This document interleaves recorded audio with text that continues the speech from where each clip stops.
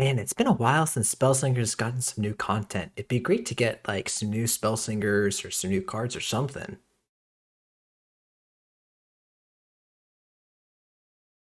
Well, okay then. What is going on, everybody? Welcome back to my channel. I'm Roxora, and here we do all things magic and magic Spellslingers. Today we got a notification about a maintenance update, which heavily implied some sort of patch notes.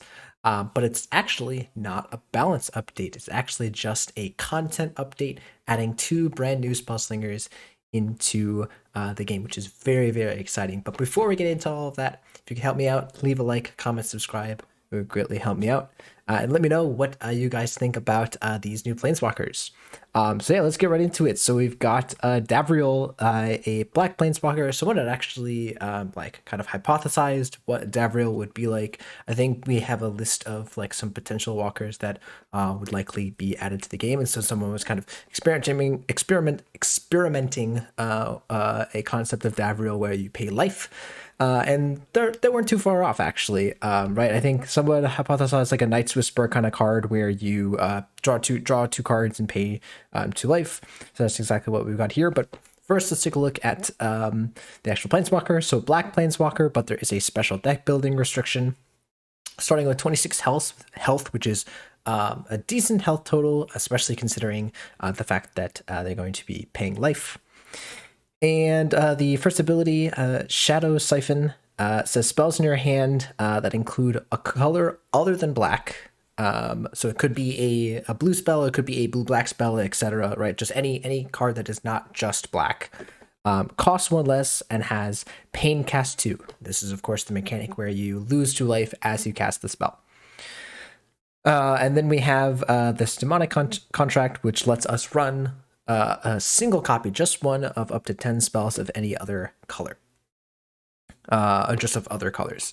So first of all, notably, it only counts for spells. In this game, it's spells. The text spells refers to something different than what it does in Magic. Spells refer to, again, just the instance or sorcery kind of, basically in this game, sorcery spells. Not just like creatures or anything like that. So you can't play creatures. You can only play black creatures in this deck. But you can play 10 spells that are some other color besides black, and then obviously any other black spells. So first of all, very interesting ability. So they kind of explain that like the theming of it is that he's kind of stealing, kind of the essence, right, at the cost of his well-being, right? So that's like kind of like he can do this, but at the same time he's kind of inflicting damage to himself, and so hence the pain cast too. So first of all, cool little flavorful element. But yeah, and then also just like really interesting to just get to play a bunch of different spells. And it's good that they have, I think they've kind of put some thought into it of having a single copy as opposed to, something like Nissa. So they can run more copies of different color cards than Nissa, but they can only run 1 copy. Cool. So let's talk about these class cards or signature cards. And then we'll talk about the Spellslinger overall.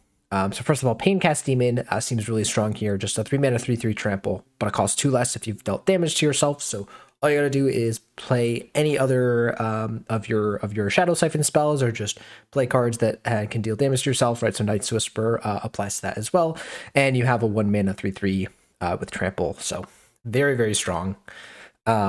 Expect this to just be auto include in the deck. Same thing for Knight's Whisper, just 2 mana, draw 2, deal yourself 2 damage. This is a nice little combo, just kind of 3 mana 3/3 trample, draw 2 cards, deal 2 damage to yourself. Seems like a nice deal. So if you combine these cards together, it goes really well.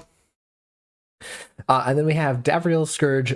Notably, there is this is incorrect. We've seen in game actually that it is different than this. It's actually a 3 mana 2/2 flying. That says after you play a spell, train your opponent for 1. And that seems really good. It's kind of very similar or kind of comparable to the 3-mana vampire that drains on debut. So if you can get at least 1 or 2 debuts off of this card, it's kind of almost better than that card. And yeah, I'm not sure about this card, to be honest. It's probably good, especially with the drain. Again, getting kind of the life back from the pain cast will be nice. And the fact that it flies is obviously just good. So yeah, so let's talk about the Planeswalker overall. It's definitely interesting. It's unclear exactly how it's going to be built. People talked about using Lava Wave, Day of Judgments, and stuff like that to kind of play this mid-range control strategy. People also using Krav, in tandem with sorry, Krav is mono black. I was thinking that it was like blue, black green or something.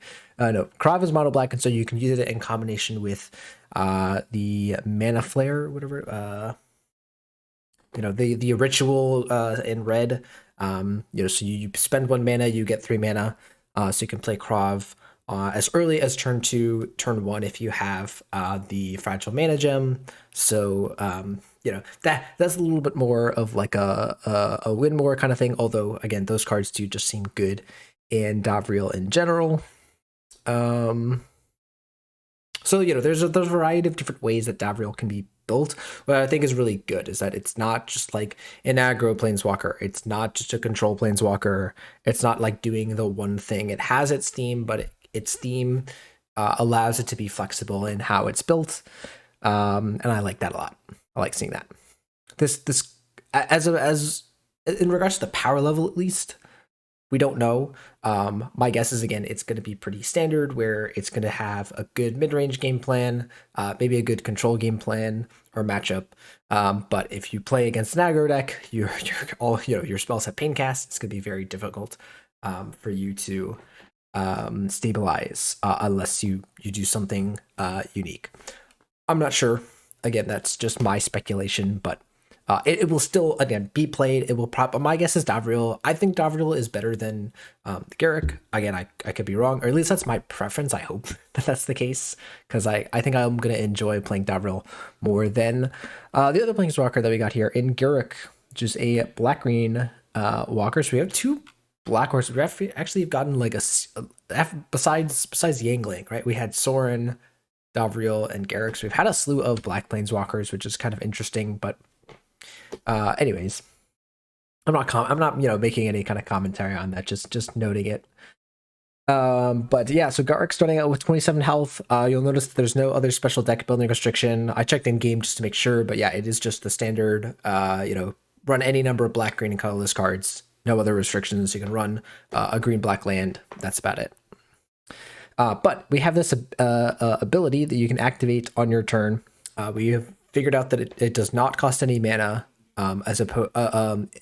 in regards to Vivian's ability and some other stuff. Right, those Vivian's cost the mana. Garruk's does not.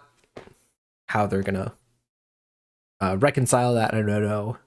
But anyways, so you can give a friendly creature +1/-1, right? That's a big notion and a big thing to note. And if a creature died this turn, you give it +2 -1 instead.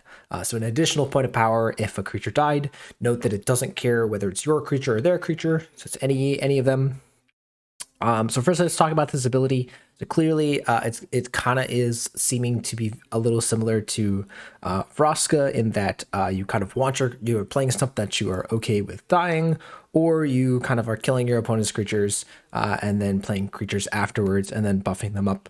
But the big thing here is that you have to give them a reduced health point as well. So you have to be playing things that have a decent amount of health, or stuff that you're okay with dying, again, as we said. Let's take a look at the signature spells here. So we've got Curse Bearer. I get it, because it's a bear.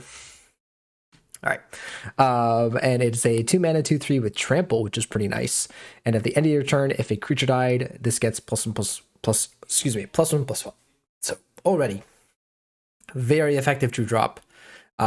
This can just sit on the board and get large. If you kill your opponent's thing, right? If they have a 2/2 and they attack into you, Oh, at the end of your turn. Sorry, never mind. If you attack into it, they block with like a 1/1 or something. This just becomes a 3/3 at the end of the turn, right? So like that, something like that. You know, anytime you have a 2-drop that can kind of grow into the late game, it's going to be good. Get Wild Speaker's Fury, which is a spell that says destroy an enemy creature and deal damage to yourself equal to its power. If a creature died this turn, take no damage instead. So kind of behaving almost like a Path to Exile, you know, with some upside. Obviously, like it's fine to play early game because a lot of the creatures are going to be smaller. Again, you have a decent health pool of 27, so like assuming the creature isn't too large, you're fine to cast this for 3 mana. It'll be a nice, just clean answer to a creature. And then in the late game, hopefully you are enabling this. Again, you should be if you are playing your Planeswalker correctly, right? So, you know, you attack, you maybe kill something of your opponents, and then you kill another thing for free. Or you sack one of your creatures and you use this as kind of like a sacrifice a creature, destroy another creature type effect. You could also attack like your small creature into a big thing, right? And use this. So again, I think this will be played. It's an effective card. And it definitely fits what this deck wants to be doing. Yeah. And then this is a really interesting card that a lot of people are saying is probably the best of these three. Veil Cursed Predator, 5 mana, 5/4 with debut. Fight the enemy creature with the least power. If this survives, repeat. So you don't get to choose what it fights. It is totally dependent on your opponent's board. Remember that if there's a tie, it's as far as I've been able to figure out, it's just random between the two. And then if this survives, you repeat it. So you know you can get rid of a bunch of small creatures, or it can just fight a big thing and just trade with it. At the very least, if it fights anything that has 3 power, it will guarantee kill it. Right? You know. Right, because it will fight it and then fight it again. So that's pretty interesting. So kind of almost similar to the Wild Speaker's Fury, but also kind of similar, like works really well with the Predator's Instinct, right? So you can guarantee to kill a creature or two and then pump up one of your creatures, since at the very least one of your this thing will die, and hopefully one of your opponent's creatures has died as well. So that's pretty interesting. Now, what about this Planeswalker overall? I don't know. I don't think we've ever really seen something like this. You know, no real crazy deck building restriction, and there's not really a really quintessential strategy. Remember that these are only really 6 cards in your deck, and that's kind of why I've been you know, wary of seeing people go full into like, you know, oh, I'm gonna play, I think there's like Abyssal Chain, right, and sack my creature and, you know, do a bunch of these, like, you know, sack my creature, do a thing cards, and I'm like, whoa, whoa, whoa, whoa, whoa, whoa, whoa. Because I think the best way to make this guy work is to just play good cards. You know, especially since this triggers off of your opponent's creatures dying. Just play good cards, play efficient creatures, use the Predator's Instinct to buff them up, adjust their stats to make you know, to fiddle with combat and such, so that you can trade profitably or trade efficiently, and then, you know, just continue using your ability to, you know, attack your opponent. Right, so some notable cards, right? Drana, I think we've seen some people talk about, is an effective creature. You know, some of the you know, just effective, efficient early drop creatures, Elven Archer, right? You know, you can immediately use the ability. Just creatures with large health totals that also have decent stats. Creatures with trample, so Colossal Dreadmaw might see play in this deck. That would be pretty cool if it does. I'm not saying it should, but things like that. Yeah. So like, I don't know if there's like a crazy, like, you know, finale, you know, sack my creature deck or whatever with this, cool. I kind of think that like Roscoe would lead to a better, you know, game plan like that, but to each their own. But I don't know, that's kind of how I see Garruk being played, and that makes sense because like in Magic, Garruk is kind of just like the big large creature planeswalker, right? It just like makes beasts, attacks with them. That's about it. And so I think that's pretty fitting. Yeah, that's pretty much all we got. We have these 2 planeswalkers. I'm gonna be testing them out as soon as possible, and seeing what they can do. So anyways, I hope you guys enjoyed. Remember, if you did, like, comment, subscribe, all that stuff. And you can also watch me live at twitch.tv/rockstar098, where I stream Magic Spellslingers Tuesdays and Thursdays starting around 8 p.m. Eastern Standard Time. So go and check me out there. But that's going to do it for me. Thank you all for watching, and I'll see you for the next video.